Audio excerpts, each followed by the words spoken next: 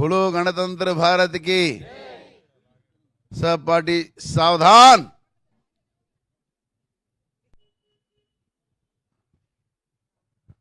ప్రియ మిత్రులారా,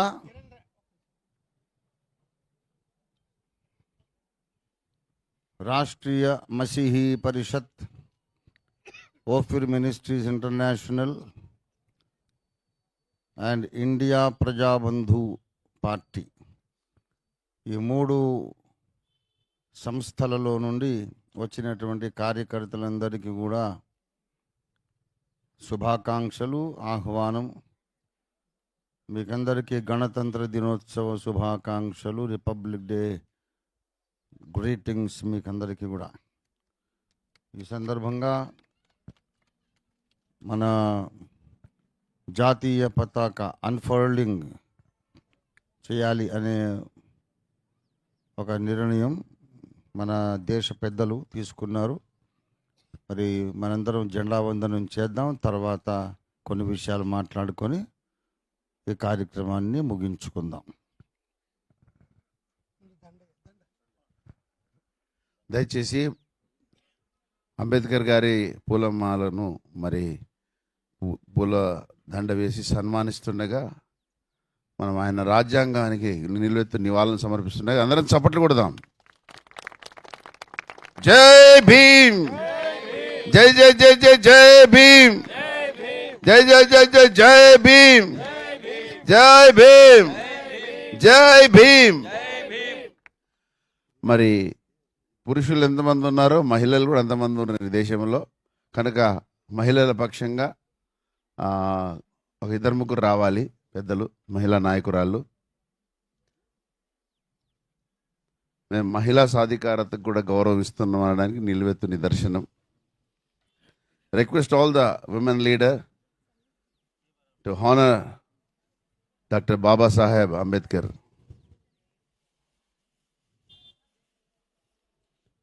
అంబేద్కర్ గారి మరి భావజాలానికి నిలువెత్తు గౌరవాన్ని ఇస్తున్న మహిళా సాధికారత వర్ధిల్లాలి.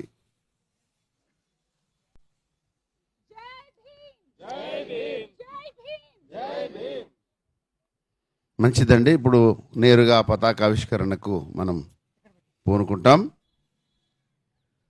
అందరూ మరి సావధానంగా నిలబడాలి. అటెన్షన్లో సబ్ పార్టీ సావధాన్.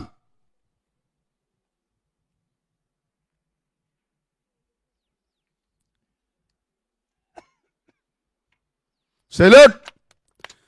జనగణ మన అధినాయక జయ హే భారత భాగ్య విధాత, పంజాబ్ సింధు గుజరాత్ మరాఠా ద్రావిడ ఉత్కళ వంగా, వింధ్య హిమాచల్ యమునా గంగా ఉచ్చల జలధి తరంగా, तव शुभ नामे जागे, तव शुभ आशीष मागे, गाहे तव जय गाधा, जनगण मंगलदायक जय हे भारत भाग्य विधाता, जय हे जय हे जय हे जय जय जय जय ए। बोलो गणतंत्र भारत की। ఆర్డర్. ఈ ఉద్దేశించి జాతిని ఉద్దేశించి మరి ఇండియా ప్రజాబంధు పార్టీ జాతీయ వ్యవస్థాపక అధ్యక్షులు, రాష్ట్రీయ మసీ పరిషత్ జాతీయ వ్యవస్థాపక అధ్యక్షులు రంజిత్ ఉఫ్రి గారు దేశాన్ని ఉద్దేశించి, అంబేద్కర్ వాసులను ఉద్దేశించి వారి విలువైన మాటలను తెలియజేస్తారు. చప్పట్లతో వారికి సమయం. ప్రియ మిత్రులారా, యావత్తు భారతదేశంలోని అన్ని మతాల, అన్ని కులాల, అన్ని వర్గాల, అన్ని వర్ణాల, అన్ని వృత్తుల, అన్ని సంస్కృతులు, నాగరికతల ప్రజానీకం దాదాపు 150 కోట్లు చేరుకున్నది. మన దేశ జనాభా దాటి కూడా ఉండొచ్చు. ప్రతి భారత పౌరునికి, పౌరురాలికి ఈ దినాన గణతంత్ర దినోత్సవ శుభాకాంక్షలు. 75 76 అనేది కొనసాగుతూ వస్తున్నటువంటి ఒక కన్ఫ్యూషన్. మనము సాల్గిరా అంటాం, యానివర్సరీ జరుపుకుంటే ఇది 75. యానివర్సరీ జరుపుకోవడం ఎప్పుడు మొదలు పెడతామంటే 1950లో మనకి రాజ్యాంగం అమల్లోకి వచ్చింది కనుక 51లో మొట్టమొదటి వార్షికోత్సవం. నేను 59లో పుట్టాను. నాకు 1 ఇయర్ ఎప్పుడు నిండుతుంది? 60లో. 59లో పుట్టాను కనుక 60లో నాకు మొదటి బర్త్డే. 59 నా బర్త్డే కాదు, యాక్చువల్గా పుట్టిన దినం 59, కానీ బర్త్డే మాత్రం ఫస్ట్ బర్త్డే 60లో. ఆ లెక్కన సాల్గిరా అంటాం. వార్షికోత్సవాన్ని అలా లెక్క పెట్టుకుంటూ వస్తే ఇప్పుడు 75వ సాల్గిరా, 75वीं सालगिरह, 75th anniversary of the beginning of implementation of our own constitution. అలా కాదు, అసలు 50 సంవత్సరం కూడా లెక్క పెట్టాలి అని అనుకుంటే 76 అవుతుంది. సరే, 75 అయినా 76 అయినా దేశమంతా 76 అంటున్నారు కనుక మనం ఎందుకు కాదనాలి, మనం కూడా 76 అని అందాం. ఆ పెద్ద సంస్కరణ ఏం మనకు అవసరం లేదు. మెట్టుకు ఇది గణతంత్ర దినోత్సవం. మనందరి జీవితాల్లో మహా సంతోషకరమైనటువంటి పండుగ. రంజాన్ అంటే ఒక ముస్లింలకు మాత్రమే పండుగ, క్రిస్టియన్స్ ఆ పండుగ చేయరు. క్రిస్మస్ అంటే ఒక క్రైస్తవుల పండుగ, హిందువులు ఆ పండుగ చేయరు. అలాగే దసరా, దీపావళి అది హిందువుల పండుగలు, ముస్లిమ్స్ చేయరు. కానీ ఆగస్టు 15, జనవరి 26 ఈ రెండు కులాలతో మతాలతో సంబంధం లేకుండా, పార్టీలతో సిద్ధాంతాలతో సంబంధం లేకుండా, లింగ వివక్ష విభేదము అనేది లేకుండా, ఈ గడ్డ మీద భారత భూమి మీద పుట్టిన ప్రతి ఒక్క వ్యక్తి ఇది నా జీవితంలో మహా ఆనందకరమైన దినం అని పరవశించిపోతూ జరుపుకునే జాతీయ పండుగలు ఈ రెండు. ఆగస్టు 15, జనవరి 26 జాతీయ పండుగలు. ఇది క్రైస్తవులకు, ముస్లింలకు, హిందువులకు, ఈవెన్ నాస్తికులకు కూడా ఇది పండగ. ఎందుకంటే మన దేశాన్ని మనమే పరిపాలించుకోవాలి అని స్వాతంత్ర పోరాటం ఎన్నాళ్ళు జరిపారో చాలామందికి తెలియదు. స్వాతంత్ర పోరాట ఉద్యమ చరిత్ర దాదాపు 200 సంవత్సరాలు కొనసాగింది. అక్కడక్కడ చిన్న చిన్న తిరుగుబాట్లు, వాటిని అణిచివేస్తూనే 200 సంవత్సరాలు బ్రిటిషర్స్ పరిపాలించారు. అయితే చిన్న చిన్న తిరుగుబాట్లు కాదు బాబు, మీకు నిజంగా స్వాతంత్రం రావాలంటే మీరందరూ సంఘటితం కావాలి, కలిసికట్టుగా పోరాడండి. ఆ ఊర్లో ఒకడు, ఈ అడవిలో ఒకడు, ఆ పల్లెలో ఒకడు, ఇలా తిరుగుబాటు 10 మందితో చేస్తే మీకు ప్రయోజనం లేదని ఒక బ్రిటిష్ జాతీయుడు పిఓ హ్యూమ్ అనేవాడు, ఇండియన్ నేషనల్ కాంగ్రెస్ అనేది అతనే ఇంగ్లాండ్ దేశస్థుడే, హ్యూమ్ అతని పేరు. అతను ఇండియన్ నేషనల్ కాంగ్రెస్ స్థాపించాడు. యథార్థత ఉంటే ఇవాళ జాతి మొత్తం హ్యూమ్ గారి పటాన్ని కూడా దండేయాలి. కానీ చేసిన మేలు మనకు గుర్తుండదు కదా, వాడుకొని వదిలేసేయడమే. ఎవడన్నా టిష్యూ పేపరే. ఈ రోజుల్లో టిష్యూ పేపర్ సంస్కృతి వచ్చింది. ఎవరినైనా వాడుకుంటాం, తర్వాత ఆ తీరం ఓడ రేవు దాటిన తర్వాత బోడి మల్లయ్య. సరే, ఆ ఆంగ్లేయుడు స్థాపించిన, హ్యూమ్ గారు స్థాపించినటువంటి ఇండియన్ నేషనల్ కాంగ్రెస్లో అందరూ చేరడం మొదలుపెట్టారు. స్వాతంత్ర్యాన్ని కోరుకునే వాళ్ళందరూ చేరి మెల్లిమెల్లిగా అది బాగా బలోపేతమైంది. ఇదంతా ప్రక్రియ జరుగుతూ ఉంటుండగా, బాగా పార్టీ బలపడుతుంటుండగా, అప్పటికి మోహన్ దాస్ కరమ్చంద్ గాంధీ గారు సౌత్ ఆఫ్రికాలో అడ్వకేట్ వృత్తి చేసుకుంటున్నాడు. ఆయన బారిస్టర్ అంటారు ఆ పాత భాషలో. అడ్వకేట్ వృత్తి చేసుకుంటూ జీవనం కొనసాగిస్తున్నాడు. తర్వాత దేశంలో జరుగుతున్నటువంటి పోరాటాన్ని గురించి విని ఆయన కూడా కొన్ని అవమానాలు తెల్లవాళ్ల ద్వారా అనుభవించి, నువ్వు నల్లోడివి, ఇండియన్వి, నీకు ఎన్ని గుండెలు, తెల్లోళ్ళు ఉన్న రైల్వే కంపార్ట్మెంట్లో ఎక్కుతావు నువ్వు అంటే, నేను టికెట్ కొనుక్కున్నానండి అని అంటే, టికెట్ ఉంటే నల్లోడివి, టికెట్ ఉంటే అయిపోయిందా, తెల్లతోలు ఉండాలి, చాలు గెట్ అవుట్ అని చెప్పి రైల్వే కంపార్ట్మెంట్ నుండి మెడకాయ పెట్టుకొని తోసేశారు ఆయన. ఇంత అవమానమా?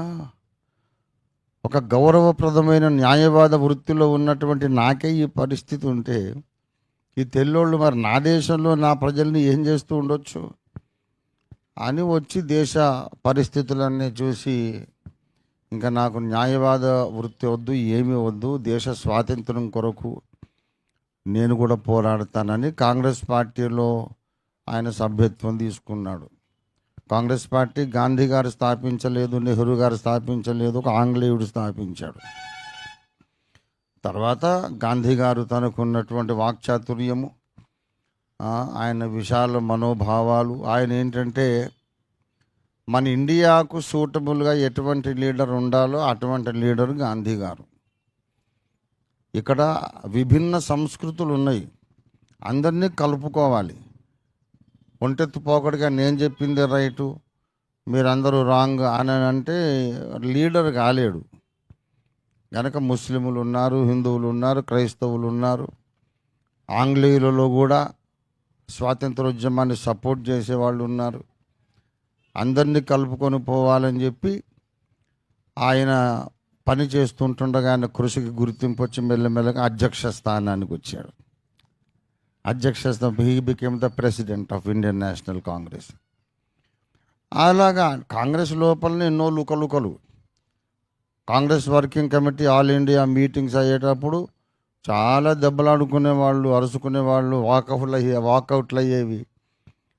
ఆ తీర్మానాలు మీరే చేసుకోవడం, మేము ఉండమని కొంతమంది వెళ్ళిపోవడం, ఎప్పుడు ప్రశాంతంగా ఉండేది కాదు. ఎందుకంటే రకరకాల సిద్ధాంతాలు, అందరూ మహానుభావులే, ఎవరి మాట ఎవరు వినరు, అందరూ పెద్ద తలకాయలే, అందరినీ మరి ఒక కలుపుకొని పోవడం, కన్విన్స్ చేసుకోవడం గాంధీ గారి యొక్క నైపుణ్యం. అందరూ వాకౌట్లు చేస్తారు, గొడవలు చేస్తారు. కొన్నిసార్లు ఆయన బ్రహ్మాస్త్రం ఏంటంటే, ఇట్లయితే నేను ప్రెసిడెంట్ ఉండను అని. అప్పుడు అందరు దారి, నువ్వు వెళ్ళిపోతే ఎట్లా బాబు, మేముంటే యుద్ధాలే జరుగుతాయి, నువ్వే ఉండాలని మళ్ళీ పెట్టేవాళ్ళు. అలాగనమాట. ఇది చరిత్ర. ఇవాళ గాంధీ గారు మంచోడు కాదు, దుర్మార్గుడు అని చెప్పి ప్రచారం చేసే నికృష్టులు ఇవాళ తయారయ్యారు. గాంధీ గారిని చంపిన గాడ్సేనే చాలా మహానుభావుడట. మహాత్మా గాంధీ కాదట, ఇప్పుడు మహాత్మా గాడ్సే అనేటట్టున్నారు కొంతకాలమే. వాడికి కూడా భారతరత్న ఇస్తారేమో తెలియదు. కనుక ద్రోహులను గద్దె మీదకి ఎక్కించి, ద్రోహులకు సింహాసనాలు ఎక్కించి, కిరీటాలు పెట్టి చరిత్రను మారుతారు చేస్తున్నటువంటి దౌర్భాగ్య తరంలో మనం ఇప్పుడు బ్రతుకుతున్నాం. ప్రియమిత్రులారా, ఎక్కువసేపు నేను మాట్లాడను. ఇవాళ ఏమిటయ్యా స్పెషల్ అంటే, 1947 ఆగస్టు 14వ తారీఖు మధ్యరాత్రి దాటగానే మనకు స్వాతంత్రం వచ్చింది. 15 అంటాం కదా, 14th midnight దాటగానే మనకు స్వాతంత్రం డిక్లేర్ అయింది. అందుకని మహానుభావులు పెద్దలు చెబుతుంటారు, అర్ధరాత్రి మనకు స్వాతంత్రం వచ్చింది కానీ ఇంకా మనకు తెల్లారలేదు అని. అబ్ తక్ సుబహ నహీ హువా, అబ్ తక్ రాత్ హీ చల్ రహా హై దేశ్ మే. ఇంకా చిమ్మ చీకట్లు అలుముకొని ఉన్నాయి. ఎప్పుడు తెల్లారుతుంది? ఎప్పుడు తెల్లారుతుందంటే, దళిత బహుజన జాతి ఎప్పుడు మేల్కొంటే అప్పుడు మనకు సూర్యోదయం అవుతుంది. ప్రియమిత్రులారా, 1947లో స్వాతంత్రం వచ్చింది కానీ ఇంకా రానట్టే. ఎందుకంటే British governor general Lord Mountbatten ఆ రాజప్రతినిధి ఉండి పరిపాలన ఇంకెందుకంటే సడన్గా స్వాతంత్రం ఇచ్చాం, ఏలుకోండి అంటే ఎవరు వెళ్ళాలి? పార్లమెంట్ ఏది? రాజ్యాంగం ఏది? ప్రెసిడెన్షియల్ సిస్టమా, ప్రెసిడెన్షియలా, లేకపోతే ప్రైమ్ మినిస్టర్ పార్లమెంటరీ ప్రజాస్వామ్యమా? ఏం చెయ్యాలి, ఎలా చేయాలి? ఇదంతా మనం రాసుకోవాలి కదా. 200 ఏళ్ల కిందట అమెరికా కూడా అలాగే ఏర్పడింది. అందరూ కలిసి పెద్దలు, తలలు పండినోళ్ళు ఒక రాజ్యాంగాన్ని రాసుకొని అప్పుడు నేషనల్ ఇండిపెండెన్స్ డే డిక్లేర్ చేసుకున్నారు అమెరికాలో. ఏ దేశమైనా అంతే. రాజ్యాంగం లేనిది మమ్మల్ని మేము ఏలుకుంటాము అనేది ఆటవిక రాజ్యం అయిపోతుంది. జిస్కి లాఠీ ముస్కి భయస్ అన్నట్టు, కర్ర ఎవరిదో బర్రె వానిది అన్నట్టు బలవంతునిదే రాజ్యమై ఆటవిక రాజ్యమై మళ్ళీ కొట్టుకు చేస్తారు. రాజ్యాంగం ఉండాలి. అందుకే 47లో రాజ్యాంగం, 47లో స్వాతంత్రం వచ్చినా రాజ్యాంగం ఇంకా లేదు. కనుక మీరు స్వపరిపాలన, మిమ్మల్ని మీరే పరిపాలించుకునే స్థాయి మీకు వచ్చేదాకా మా ప్రతినిధి ఉంటాడు అక్కడ అని బ్రిటిష్ గవర్నమెంట్ వారు రాజప్రతినిధిని పెట్టారు. ఆ 3 సంవత్సరాలు వాళ్ళు ఆ బ్రిటిష్ ప్రతినిధులే పరిపాలించారు. ఈ లోపల ఏం చేశారంటే రాజ్యాంగ పరిషత్ ఒకటి, రాజ్యాంగ రచన కమిటీ ఒకదాన్ని ఏర్పాటు చేసి దానికి చైర్మన్గా ఒక్క బ్రాహ్మడు దొరకలేదు, ఒక్క క్షత్రియుడు దొరకలేదు. ఊరు బయటికి వెళ్ళగొట్టిన వాళ్ళలో నుండి మన ప్రియతమ తండ్రి గారు బాబాసాహెబ్ అంబేద్కర్ దొరికాడు. ఎవడు దానికి యోగ్యుడు కనపడలే. వీళ్ళంతా సకల శాస్త్ర ప్రవీణులు, వేదాంగ పారంగతులు, సకల విద్యా పారంగతులు, ఏదేదో చెప్తారు కదా. రాజ్యాంగం రాయవయ్యా అంటే మాకు మంత్రాలు తప్ప ఏమి రాదండి. ప్రజలను అర్థం చేసుకోవాలి. ఇన్ని రకాల జాతులు, సంస్కృతులు మేళవించిన మహోన్నతమైన భరత జాతి ఎలాగా అభివృద్ధి పథంలో ప్రశాంతంగా శాంతియుత సహకారం, సహజీవనం ఎలా చేయాలి? రాజ్యాంగం రాయాలంటే ఎలాగా అని అంటే అప్పుడు ఒక కమిటీ అయితే ఏర్పడ్డారు. కానీ చైర్మన్ ఎవరంటే బాబాసాహెబ్ అంబేద్కరే దిక్కయ్యాడు. ఇవాళ కొందరు దుర్మార్గులు అసలు అంబేద్కర్ రాజ్యాంగం రాయనే లేదు అని ప్రచారం చేస్తున్నారు. ఎవర్రా నీ తాత రాశాడు, నువ్వు రాసావా? అంబేద్కరే రాసింది. అంబేద్కర్ గారు మన రాజ్యాంగ ప్రదాత, భారతరత్న, నవభారత నిర్మాణకుడు, మనందరికీ దిక్సూచి, మనందరికీ ఇలా నడవండిరా అని చెప్పినోడు ఆయన. అందుకే బాబాసాహెబ్ విగ్రహం ఎక్కడున్నా సరే ఇలా ఉంటుంది. ఇస్ రాస్తే పే చలో అన్నమాట. ఇష్టం వచ్చినట్టు బతకండిరా, ఇదిగో ఇలా నడవండి, ఇలా బతకండి అని జాతికి నిర్దేశం చేసినటువంటి మహానుభావుడు భీమ్రావ్ అంబేద్కర్జీ. వారి యొక్క మహోన్నతమైనటువంటి స్మృతికి నేను నివాళి, సాల్యూట్ కొడుతూ ఉన్నాను. ఆల్వేస్ ఆల్వేస్ ఆల్వేస్ నా గుండెల్లో బాబాసాహెబ్ పట్ల ఒక సాల్యూట్ ఎప్పుడు ఇలా ఉంటుంది. ఆయనే లేకపోతే దేశం ఎలా ఉండేదో ఇక మనం ఊహించలేం. బాబాసాహెబ్ రాసినటువంటి రాజ్యాంగం ఆ కమిటీలో ఉన్నారు. ఒక ఆయనేమో చనిపోయాడు, ఒక ఆయనేమో కాయల పడి మంచాన పడ్డాడు, ఒక ఆయన అమెరికాకి వెళ్ళాడు, అడ్రస్ లేడు. ఇలాగ ఆఖరికి ఈయన ఒక్కడే 2 సంవత్సరాలు పైబడి కష్టపడి రాత్రి మగళ్ళు కూర్చొని ఆఖరికి దాన్ని రాసి రాజ్యాంగ పరిషత్ ముందు దాన్ని సబ్మిట్ చేస్తే దాని మీద విస్తారమైన చర్చ కూడా జరిగింది. చర్చ జరిగి ఈ పాయింట్ ఉంచాలా, ఈ పాయింట్ తీసేయాలా అని అందరూ తలలు పండినోళ్ళే, మహానుభావులు, హేమీలు. ఆఖరికి బాబాసాహెబ్ ప్రతిదీ ఆయన చేసిన ప్రతి ప్రతిపాదన నెగ్గింది. ఆయన చేసినవన్నీ దేశానికి మంచివని పరిషత్తు కూడా అంగీకరించి దాన్ని ఆమోదించి దాన్ని పార్లమెంట్లో ఆమోదింపజేశారు. అది జనవరి 26, 1950 అందుకే మనం గణతంత్ర దినాన్ని ఈరోజు జరుపుకుంటున్నాం. పేరుకు మాత్రం స్వాతంత్రం 47వ సంవత్సరంలో వచ్చింది, కానీ వాస్తవ ఆచరణలో మనకు స్వపరిపాలన 1950లో వచ్చింది. రాజ్యాంగం అంటూ మన సొంత రాజ్యాంగం మనకు వచ్చింది. ఆ రోజును పండగ చేసుకుంటున్నాం. అంటే వచ్చిన స్వాతంత్ర్యం ఆచరణాత్మకమైంది. వచ్చిన స్వాతంత్ర్యం ప్రాక్టికల్గా అమలులోకి వచ్చింది ఈరోజు జనవరి 26. అంతకుముందు ఇంకా బ్రిటిష్ లా నడిచింది. మరి మన రాజ్యాంగం రాకముందు ఏం చేస్తాం? వాళ్ళ రాజ్యాంగమే, వాళ్ళ రూల్స్ ప్రకారమే దేశం అంతా నడిచింది. తర్వాత 1950లో ఎప్పుడైతే మన సొంత రాజ్యాంగం వచ్చిందో వాళ్ళు వెళ్ళిపోయారు, ఇంకా బ్రిటిషర్స్ వెళ్ళిపోయారు. మరి కాంగ్రెస్ పరిపాలన ప్రారంభమైంది. ప్రియమిత్రులారా, ఆ తరువాత ఇప్పుడు 75 సంవత్సరాలు గడిచాయి. ఈ 76వ గణతంత్ర దినం అని అంటున్నాము. ఏది ఏమైనా ఇప్పుడు దేశం ఒక పెను ప్రమాదంలో పడింది. చైనా నుండి 3 కొత్త రకాల వైరస్లు వస్తున్నాయని వినికిడి. అది మనకు ప్రమాదం కాదు, అది కాదు మన ప్రమాదం. కరోనా వచ్చినప్పుడు అట్లాగే అందరినీ భయపెట్టారు, వచ్చింది పోయింది, పెద్ద ప్రమాదమేం కాదు. మనకు ప్రమాదం పాకిస్తాన్ నుండి లేదు.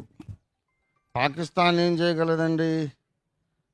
పాకిస్తాన్ ఏం చేస్తుంది?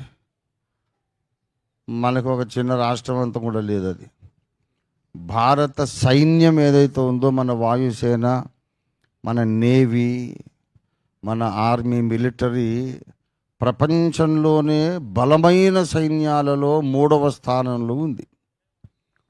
కాబట్టి మన మీద దాడి చేయాలంటే అమెరికా కూడా భయపడాలి, రష్యా కూడా భయపడాలి. అటువంటి శక్తివంతమైనది భారతీయ సైన్య శక్తి, సైనిక శక్తి. మామూలు విషయం కాదు. భారతదేశం మీద ఎవడైనా దాడి చేయాలంటే మూతి పగిలిపోతుంది వాడికి. అంతటి బలమైనది మన సైన్యం. మనకు బంగ్లాదేశ్ నుండి ప్రాబ్లం లేదు, ఉగ్రవాదుల నుండి కాదు మనకున్న సమస్య, పాకిస్తాన్ నుండి కాదు, చైనా నుండి కూడా కాదు. భారతదేశానికి పెద్ద భయంకర ప్రమాదం వచ్చింది. మన దేశంలోనే దేశాన్ని ఉద్ధరిస్తామని చెప్పుకుంటూ గద్దె మీదకి ఎక్కి బాబాసాహెబ్ మనకిచ్చిన రాజ్యాంగాన్ని మార్చేస్తాము అని చెబుతున్నటువంటి ఈ పరిపాలకుల నుండి జాతికి పెను ప్రమాదం దాపురించింది. జాతి మరొకసారి సంఘటితం కావాలి. 2వ స్వాతంత్రోద్యమాన్ని మనం ప్రారంభించాలి. సెకండ్ ఫ్రీడమ్ స్ట్రగల్, మరొకసారి స్వాతంత్రం కొరకు మనం పోరాడాలి. తెల్లదొరల నుండి స్వాతంత్రం వచ్చింది, కానీ ఇప్పుడు రాజ్యాంగాన్ని మారుస్తామంటున్న నల్లదొరల నుండి స్వాతంత్రం మనకు రావాలి. రాజ్యాంగం వచ్చిందని చెప్పి గణతంత్ర దినాన్ని జరుపుకుంటున్నాం. వచ్చే సంవత్సరానికి రాజ్యాంగం ఉంటుందో లేదో తెలియని పరిస్థితి. అప్పుడు ఏం చేస్తాం? రాజ్యాంగమే లేనప్పుడు ఏం చేస్తాం? మనువాదమే మన రాజ్యాంగం అయితే ఏం చేస్తాం?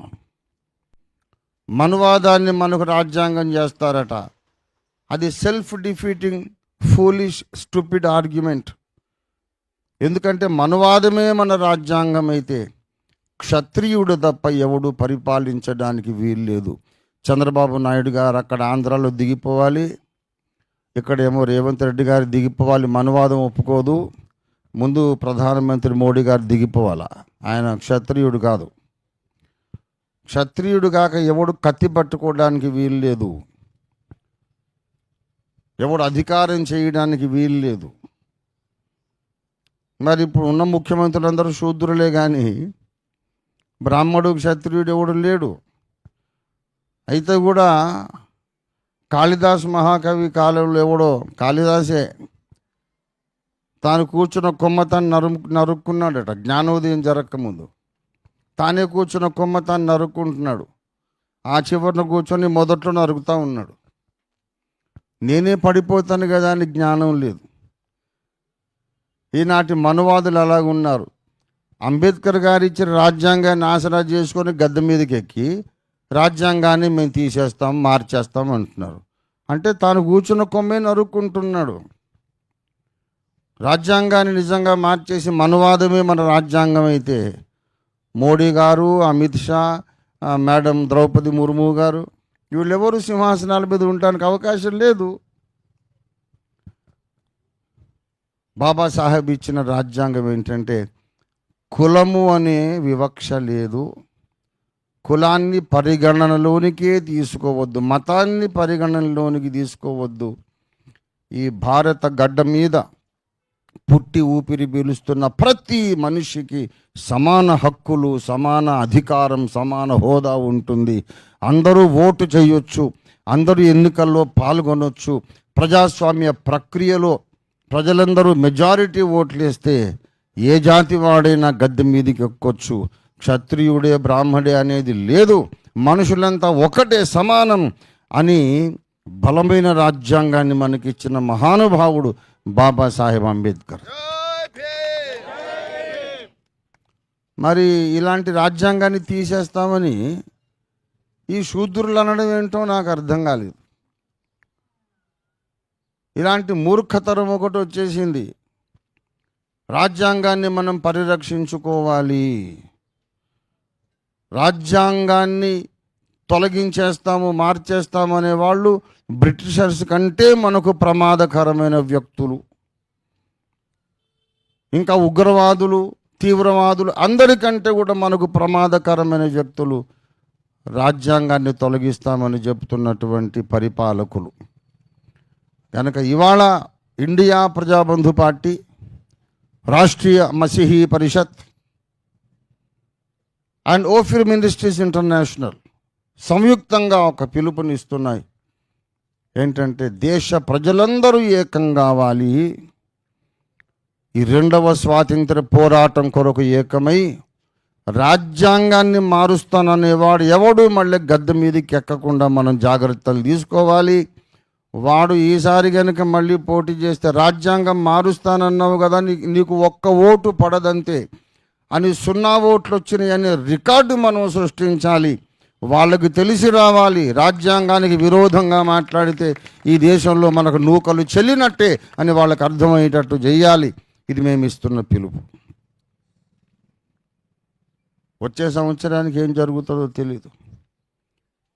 మళ్ళీ మనం రిపబ్లిక్ డే జరుపుకునే అవకాశం ఉంటుందో లేదో. ఈ రాజ్యాంగాన్ని తీసేస్తాము, కొత్త రాజ్యాంగం ఎందుకయ్యా?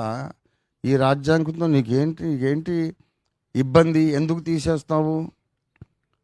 ఈ రాజ్యాంగమే లేకపోతే నువ్వు అసలు ప్రధానమంత్రి కాలేవు, ప్రెసిడెంట్ ఆఫ్ ఇండియా కాలేవు, హోమ్ మినిస్టర్ కాలేవు, ఎమ్మెల్యే కాలేవు, ఎంపీ కాలేవు కదా. ఎందుకు తీసేస్తానంటున్నావు అంటే ఒక్కటే ప్రాబ్లం సార్, మాకు అస్సలు ఇష్టం లేని మనుషులు, ఊరు బయటికి మేము వెళ్ళగొట్టిన మనుషులు ఊళ్ళోకి వచ్చి అందరితో సమానంగా ఆఫీసర్లు, వ్యాపారవేత్తలు, ఉద్యోగస్తులు అయిపోతున్నారు. ఇది మాకు చాలా పక్కలో బల్యంలాగా తయారైందండి. అంటరాని వాళ్ళు అని మేము వెళ్ళగొట్టిన వాళ్ళను బాబాసాహెబ్ తీసుకొచ్చి మళ్ళీ ఊర్లో పెట్టాడు. అందుకు ఈ రాజ్యాంగాన్ని మార్చాలి. ఇది వాళ్ళకున్న రహస్య అజెండా. ప్రియమిత్రులారా, దేశం సర్వనాశనమయ్యే దిశగా సాగిపోతుంది. సబ్కా సాత్ సబ్కా వికాస్ అంటాడు మన గౌరవ ప్రధానమంత్రి. సబ్కా వినాశ హై అభి, వికాస్ కాదు, ప్రింటింగ్ మిస్టేక్ అని సబ్కా వినాశ హో రహా హై. కనుక దీన్ని ఆపడానికి అన్ని మతాల, అన్ని కులాల ప్రజలు అన్ని విభేదాలు విస్మరించి ఒక్కటై పోరాడాలి. మన దేశాన్ని మనం కాపాడుకోవాలి. వచ్చే సంవత్సరమే కాదు, ఇంకో 100 ఏళ్ళైనా 1000 ఏళ్ళైనా ఇదే రాజ్యాంగం మనకు ఉండాలి. రాజ్యాంగ నిర్మాత, రాజ్యాంగ ప్రదాత భారతరత్న డాక్టర్ భీమ్రావ్ అంబేద్కర్ గారు కలలు కన్న స్వర్ణ భారతం, ప్రతి మనిషి కూడా సమాన గౌరవానికి అర్హుడు, పాత్రుడు అని ఏ వివక్ష లేనటువంటి వ్యవస్థ, మనుషులందరూ సమానమే అనే వ్యవస్థ భారతదేశంలో ఏర్పడాలి, నిలదొక్కుకోవాలి. అప్పుడే భారతదేశం ప్రపంచానికి అగ్రగామి అవుతుంది, అగ్రరాజ్యం అవుతుంది, దారి చూపగలుగుతుంది. ఈనాడు అంబేద్కర్ గారు మనకి ఇలా దారి చూపాడు. ఈ రాజ్యాంగాన్ని కాపాడుకుంటే మనం ప్రపంచం అంతటికి మనమే ఇలా దారి చూపగలుగుతాం. రాజ్యాంగాన్ని తొలగిస్తే అది స్వీయ నాశనం. ఎవడి నాశనాన్ని వాడు కొని తెచ్చుకున్నట్టే. దీన్ని మనం ఎట్టి పరిస్థితుల్లోనూ ఆపాలి. ప్రాణాలు ఒడ్డైనా సరే ఈ తెలివి తక్కువ పనులను మనం ఆపాలి. అందుకే మేము వై జంక్షన్కి వెళ్ళాం, బాబాసాహెబ్కు నివాళులు అర్పించి వచ్చాం. ఇక్కడ కూడా బాబాసాహెబ్కు నివాళులు అర్పించాం. అమిత్ షా గారు అంటారు అస్తమానం అంబేద్కర్ అంబేద్కర్ అంబేద్కర్ అంబేద్కర్ అంబేద్కర్ అంటారు. ఇది పెద్ద ఫ్యాషన్ అయిపోయింది అంటారు. మరి అంబేద్కర్ అనకపోతే అమిత్ షా అమిత్ షా అమిత్ షా అంటాం. ఆమె ఆయన మా హోంమంత్రి, గౌరవిస్తాము, సల్యూట్ కొడతాము హోంమంత్రికి.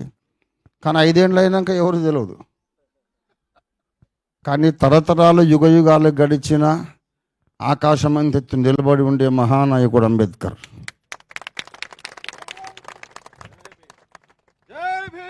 ఐక్యరాజ్య సమితి ప్రపంచ విజ్ఞానానికి ప్రతీకగా అంబేద్కర్ గారిని వారు గుర్తించి ప్రకటించారు. వారి జన్మదినం ప్రపంచ విజ్ఞాన దినోత్సవంగా ప్రకటించారు. ప్రపంచానికే మన గౌరవ ప్రధానమంత్రి గారి జన్మదినాన్ని ఏదన్నా ఒకటి ప్రకటించమంటే ఐక్యరాజ్య సమితి ఏమంటారు? మన గౌరవ హోంమంత్రి గారు అమిత్ షా గారి జన్మదినాన్ని కూడా ప్రపంచంలో ఏదన్నా ఒకటి పెట్టండి అంటే ఏం పెట్టాలి సార్? వాళ్ళు మీరు ఎన్నుకున్నారు, పరిపాలన చేస్తే చేయని ఒక టర్ము. కానీ ప్రపంచం మీద ముద్ర వేసినంత సీను ఎవ్వరికి లేదు, ఒక్క బాబాసాహెబ్ అంబేద్కర్కే ఉంది. కాబట్టి ఊరికి ప్రతివాడు అంబేద్కర్ అంబేద్కర్ అంబేద్కర్ అని మంత్రంలాగా చదువుతాడు. ఇది ఫ్యాషన్ అయిపోయిందంటే ఫ్యాషన్ ఏంటి బాబు? ఇది మాకు గర్వకారణం, మాకు అతిశయ కారణం, మా ఉనికికి మా సామాజిక స్టేటస్కి ఇది ఆధారం. ఆయన చచ్చిపోయినాక మోక్షం ఇస్తానని చాలామంది అవతార పురుషులు వచ్చారు. చచ్చిపోయినాక నరకం నుండి తప్పిస్తారని చాలామంది అవతార పురుషులు వచ్చారు. ఎవరికి నచ్చిన వాళ్ళు నమ్ముకుంటున్నారు, అవే మతాలు. సరే, చచ్చిపోయినాక ఏం జరుగుతుందో అది నాకు తెలియదు. కానీ ఇప్పుడు బ్రతుకుండగా భూమి మీద ఉన్న నరకం నుండి నేను రక్షిస్తానని వచ్చినవాడు బాబాసాహెబ్ అంబేద్కర్. కనుక ఏ మతస్థుడు ఏ దేవుణ్ణన్నా నమ్ముకొని అన్ని మతాల వాళ్ళు కలిసి జపించాల్సిన నామం బాబాసాహెబ్ అంబేద్కర్.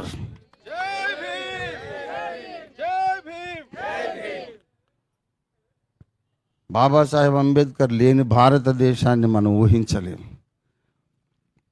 ఆయన ఇచ్చిన రాజ్యాంగం లేనటువంటి భారత సమాజాన్ని మనం ఊహించలేము. భయం వేస్తుంది. కాబట్టి ప్రియమిత్రులారా, రాజ్యాంగ పరిరక్షణ ప్రతి భారతీయుని బాధ్యత. ఏదో పిల్లలాట అనుకోకండి, ఆషామాషి అనుకోకండి. రక్తం ఓడ్చైనా ప్రాణదానం చేసైనా మన రాజ్యాంగాన్ని కాపాడుకుంటేనే ఎవడి మతంలో వాడైనా ప్రశాంతంగా ఉండగలుగుతాడు. మతం ముఖ్యం కాదు, నీ మతంలో నువ్వు గౌరవప్రదంగా కొనసాగడానికి కూడా బాబాసాహెబ్ అంబేద్కర్ మనకు అవసరం. ముస్లింలు గౌరవంగా బ్రతకడానికి, క్రిస్టియన్స్ గౌరవంగా బ్రతకడానికి, హిందువులు గౌరవంగా బ్రతకడానికి, నాస్తికులైన గౌరవంగా బ్రతకడానికి బాబాసాహెబ్ అంబేద్కర్ మనకు అవసరం. మతాలకు అతీతం, మతాలకు కులాలకు అతీతం బాబాసాహెబ్ మన మీద వేసినటువంటి ప్రభావం, ఆయన వేసిన ముద్ర. కనుక నాకు విచిత్రం, ఆశ్చర్యం అనిపించింది. అమిత్ షా గారు ప్రతి ఒడికి ఫ్యాషన్ అయిపోయింది. ఫ్యాషన్ ఏంటి బాబు? మన ఊపిరి, మన ప్రాణవాయువు అంబేద్కరిజం. లేకపోతే నువ్వు ఆ స్థానంలో ఉండవు. ముందు నువ్వెట్లా ఉన్నావు అక్కడ? అంబేద్కర్ లేనిది ఆయన కూడా తెలుసుకోవాలి. మనువాదం నన్ను ఇక్కడ కూర్చోబెట్టలేదు, అంబేద్కరే కూర్చోబెట్టాడని అమిత్ షా కూడా అనాలి యథార్థవంతుడైతే. జాతి యువజనులందరూ కూడా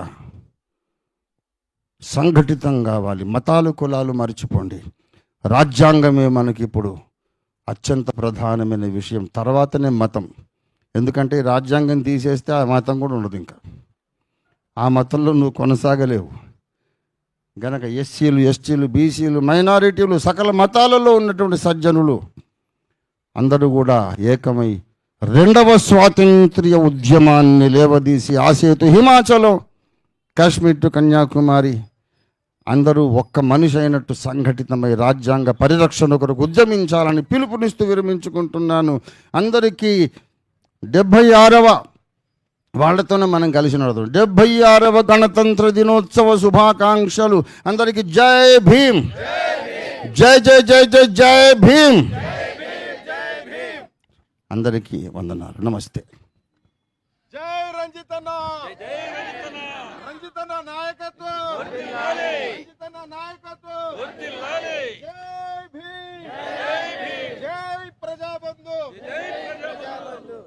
76వ గణతంత్ర వేడుకల్లో పాల్గొంది ఈ కార్యక్రమాన్ని విజయవంతం చేసిన ప్రతి ఒక్కరికి పేరు పేరున జై భీములు, పేరు పేరున విప్లవ జై భీములు. మీ అందరికీ వందనాలు. దయచేసి అందరూ నేరుగా పోయి మరి ఆరాధనలో పాల్గొనే సమయం ఇది.